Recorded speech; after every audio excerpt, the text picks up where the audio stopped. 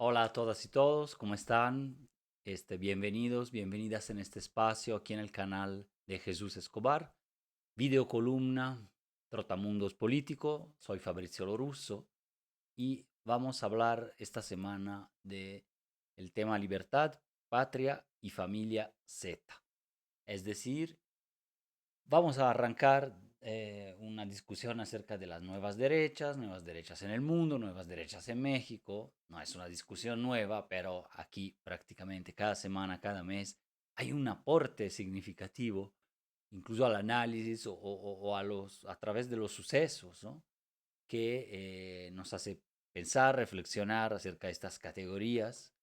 Y vamos a partir justo de este título, Libertad, Patria y Familia, agregándole la Z para tratar el tema de la generación Z por un lado, pero a partir del nuevo lema de Partido Acción Nacional, del PAN, adoptado hace un mes como parte de una estrategia de relanzamiento de esta añeja, navegada formación política.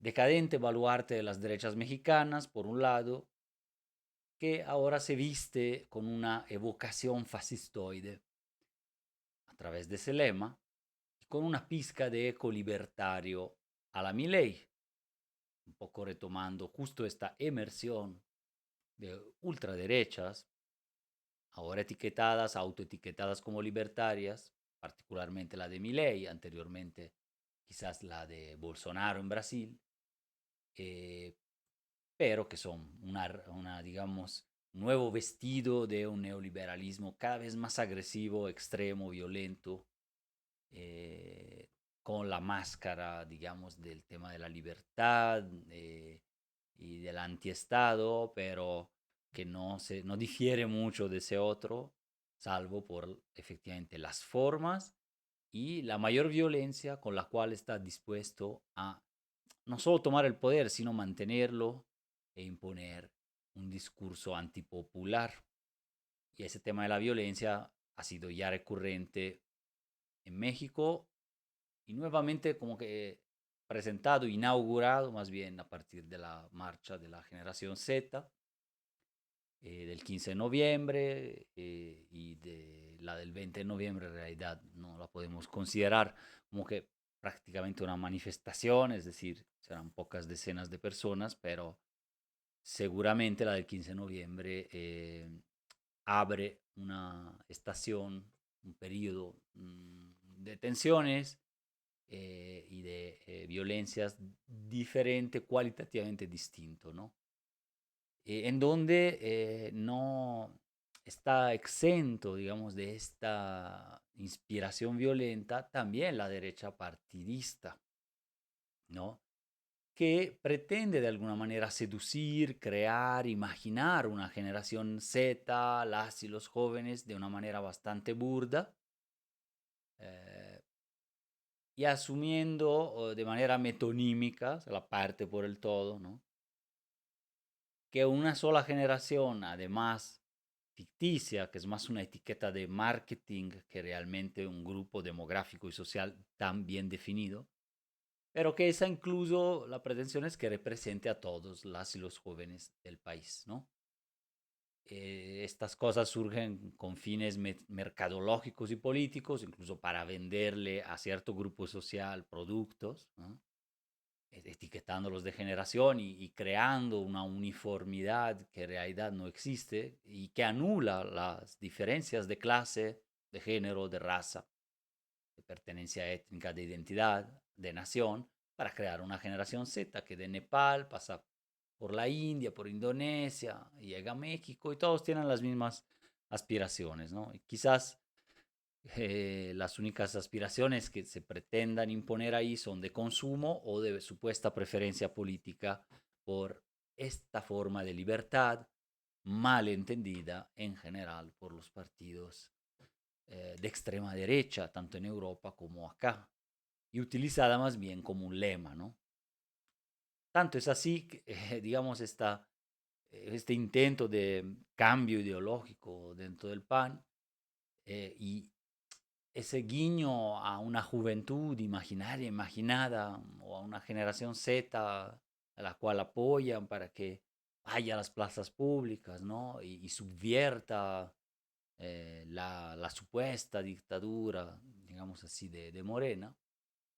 Pero tanto es así que en carreteras y malls, plazas comerciales, comenzaron a brotar como hongos alucinógenos y otoñales selvas de espectaculares que invitan a las juventudes, al menos acá en Guanajuato sí aparecieron mucho, y invitan a las juventudes a enrolarse en el partido, en el party reacondicionado, con la promesa explícita de un exitoso reclutamiento.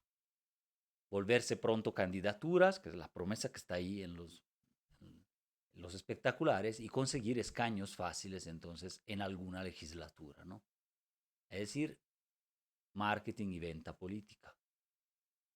Entonces, por un lado está la generación Z de la plaza que tiene que ir ahí y efectivamente luego cometer ciertos actos violentos y a ver si la represión desatada crea una situación, efectivamente quizás hasta un muerto o algo que se pueda reivindicar a nivel internacional.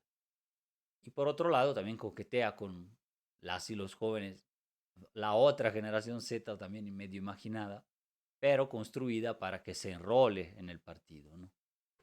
Y tenga entonces candidaturas.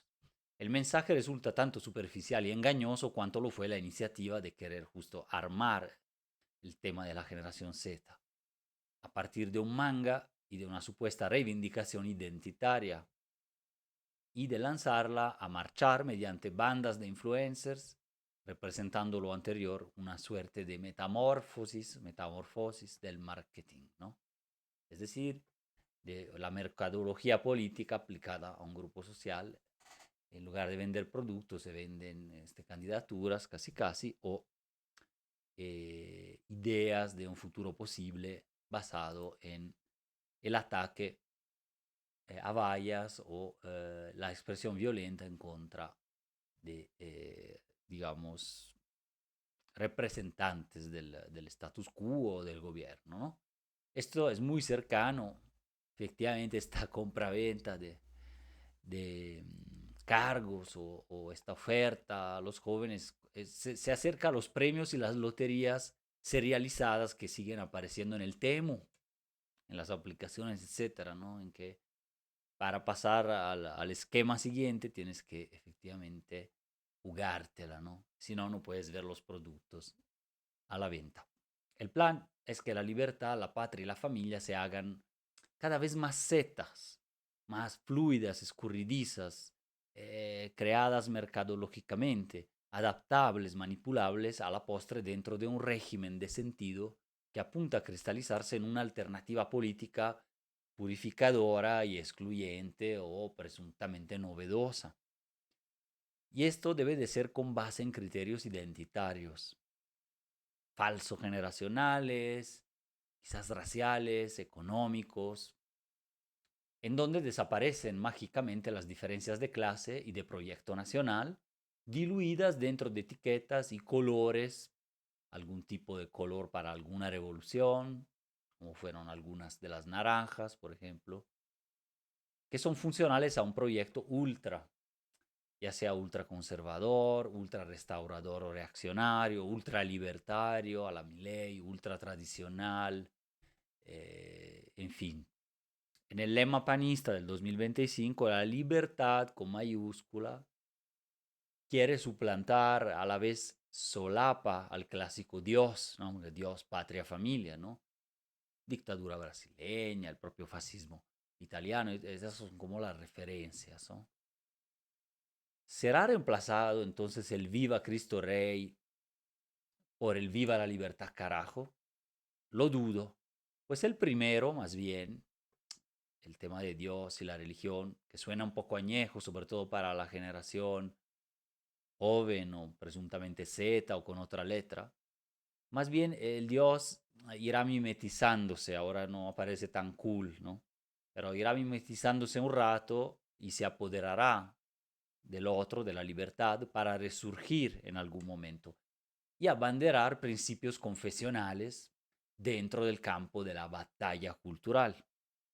Esa batalla en contra de la diversidad, en contra de los derechos, que enarbolan todavía las ultraderechas del mundo, el MAGA estadounidense con Donald Trump y otros países.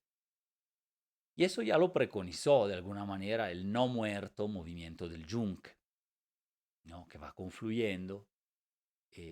La libertad entonces viene ahora sobreentendida como mano suelta, para nada invisible, a favor del gran capital, de los ataques vehementes o violentos, y a favor de empresarios fraudulentos. Por suerte, la gran minoría del total de los empresarios. Y se restringe esta libertad abanderada nuevamente, en realidad, a la libertad de mercado, a la necesidad de unos cuantos rentistas de hacer negocios sin trabas, sin impuestos y sin regulación de parte del Estado ahora demoníaco, demonizado, redistribuidor, corrupto, de méritos inmerecidos, según estos detractores de lo público y lo social. Pero aún después de su eliminación textual del lema, Dios está, y en este contexto se identifica límpidamente con el mercado, ¿no? Siendo el Estado su contraparte satánica y gobiernícola, para citar la colorida y refrita expresión del tío Ricci, Salinas Pliego, ¿no? Mentor supremo, pero no único, de estas y otras patrañas. Frente al rechazo visceral de buena parte de la población hacia los conatos fallidos, por lo pronto, de partidos no nacidos, como México Republicano y Viva México, hay que seguir observando los pasos, evoluciones e involuciones de los resquicios de la Marea Rosa, el INE y el PRD, alias Somos México, y del propio Acción Nacional en su debacle, que podrían representar próximamente las etiquetas partidistas de todo esto, en donde, sin embargo, hay una parte de calle que le sigue a través de los influencers que te dicen lo que tienes que hacer, a través de etiquetas de generación Z, a través del Viva la Libertad, carajo, transformación del Viva Cristo Rey. También hay que decir que el propio Viva Cristo Rey estuvo presente y aquí en Guanajuato nunca ha decaído como tal el imaginario cristero y que entonces, bueno, por ahí van a estar confluyendo, aprovechándose efectivamente de cualquier coyuntura, pero de una manera que desemboca también en violencias, ¿no? Me refiero a cualquier coyuntura difícil, efectivamente de problemática, ¿no? Como la matazón de alcaldes, que es un hecho, ¿no? Si ya van 7 alcaldes asesinados este año, incluyendo al alcalde de Uruapan recientemente, Carlos Manso, ¿no? Pero de ahí a querer fagocitar el hecho, un movimiento como el de los sombreros, con el cual podemos o no estar de acuerdo, pero querer fagocitarlo e incluirlo en las primeras reivindicaciones de una marcha que ya estaba convocada, como la de la generación Z, o bien en quejas, como también se está haciendo, en derechos humanos ante la OEA, la Organización de Estados Americanos, la Corte Interamericana, es instrumentalizar eso, bueno, instrumentalizar, digamos así, la propia marcha, los desenlaces, eh, en donde, claro, hubo intervención policíaca, hubo excesos, pero en donde en gran parte el hecho histórico, sin negar que pueda haber responsabilidades ahí del Estado, sin embargo, es el ataque violento a la presidenta, pero no en cuanto presidenta o en cuanto oposición a sus políticas o al gobierno. Incluso hay expresiones coloridas, interesantes que puede haber de eso, contra cualquier gobierno, pero acá se está atacando efectivamente su ser mujer, el tema del origen judío, el tema de la dependencia supuesta de líderes masculinos, hombres, a López Obrador, ¿no? Con eso de la presirvienta, y además con infamias injerencistas, de hecho, ligadas a intereses de Estados Unidos, como desde la época del narcopresidente a narcopresidenta a la fecha, la construcción de esa narrativa. Y entonces, ¿dónde es que esa narrativa puede prosperar? Sobre todo en el exterior, al no tener aquí ya esa base social, ni de calle, y estando muy debilitados ciertos medios, digamos así, aún siendo mayoritarios, ¿no? Como audiencias y todo, pero medios de comunicación tradicionales, efectivamente, en parte siguen apoyando esto, pero incluso se empiezan a deslindar de este giro violento, ¿no? Del PAN, declaradamente, en varias expresiones de sus líderes en medios, donde han incitado o solapado o de alguna manera justificado la violencia política en este caso o simplemente la vandalización, que no es que no sucediera antes, no es que incluso a veces yo considero que puede ser un medio de lucha, ¿no? Frente a la tiranía, pero a la tiranía real, ¿no? Y no debería ser como producto de una cadena de manipulaciones y de narrativas tóxicas, que es lo que van construyendo cada X semanas, ya muy frecuentemente cada vez, digamos, las derechas más recalcitrantes en el país y en el mundo. Es decir, es una estrategia planeada que se funda mucho en personajes de redes internacionales, ¿no? De foros, y también con el aprovechamiento de instituciones internacionales que pueden prestarse para cierto tipo de denuncia que luego se va sumando, crea otra narrativa, se va desfasando de la realidad y a rato crea situaciones de desestabilización, ¿no?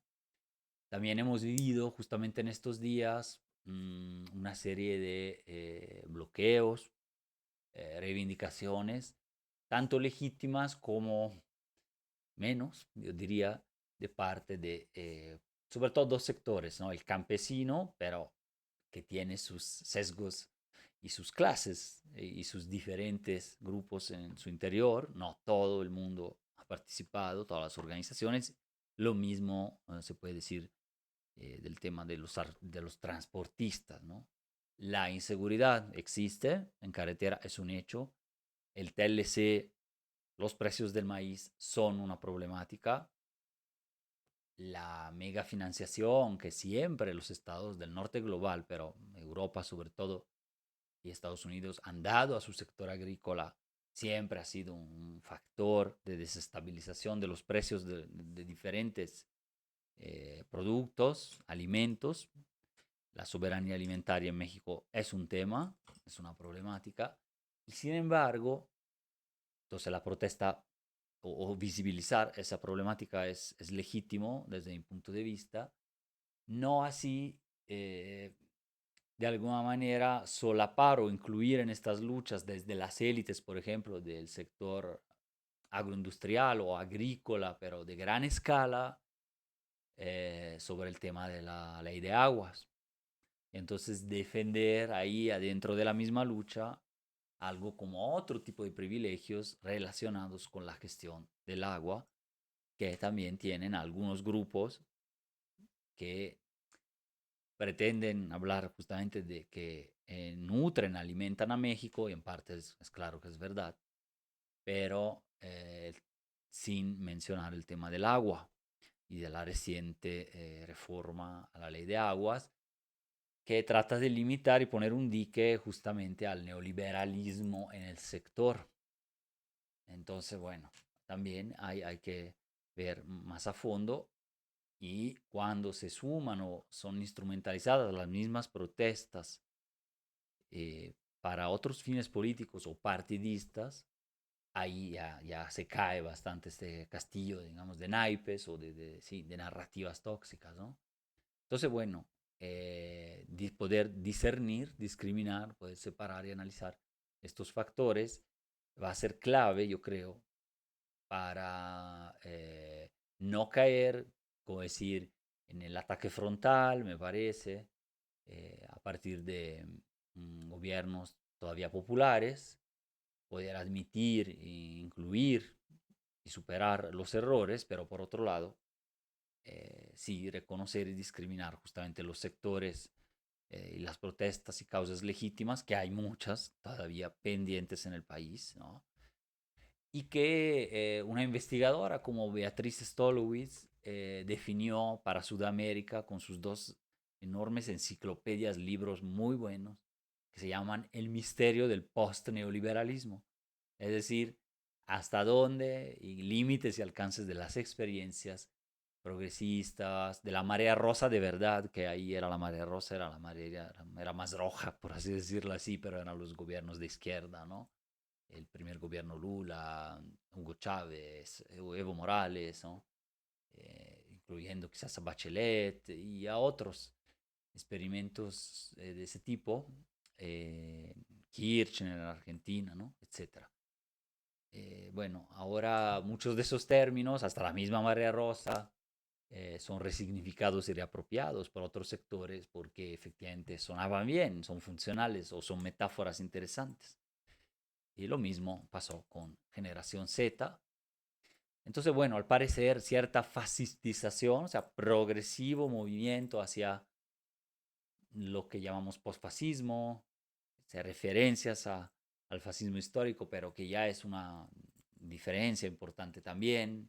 Entonces, por eso es post, pero con ese origen. Esa fascistización del discurso, de la praxis también política, ya con actos violentos, ahora abiertamente, dentro de ciertas franjas, claro, de esta familia Z, entre generaciones, partidos y nuevos lemas, se va haciendo patente, ¿no? Ya en su devenir ante el vacío ideológico y de trabajo político a pie de calle. Entonces se construye desde arriba a partir de movimientos internacionales, redes sociales, bots, mentiras. La familia y la patria, aliadas de la libertad privatizada y del mercado ya endiosado, resultan entonces vaciadas de contenidos reales, ¿no? Concretos, y de los anhelos e ideales de la patria como una comunidad política solidaria, de la justicia social, de la libertad democrática, la igualdad sustantiva, que en algún momento podría significarlo, ¿no? Como en algún momento proyectaron, de hecho, ¿no? Eh, entonces se aleja de eso para conseguir ser, tratar de ser otra cosa, ¿no?